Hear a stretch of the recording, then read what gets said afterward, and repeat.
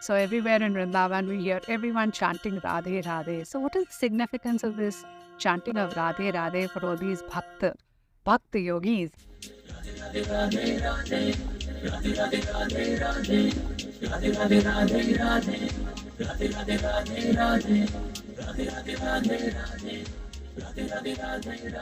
There's a very beautiful story.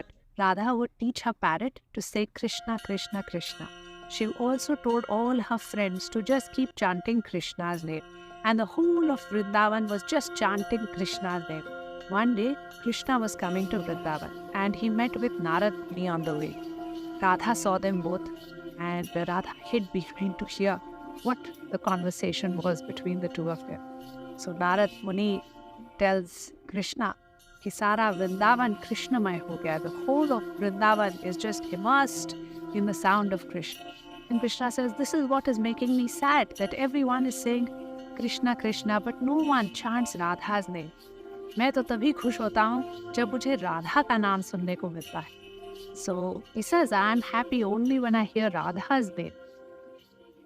And when Radha hears this, she goes back and she tells all her friends to just simply say Raadhey Raadhey.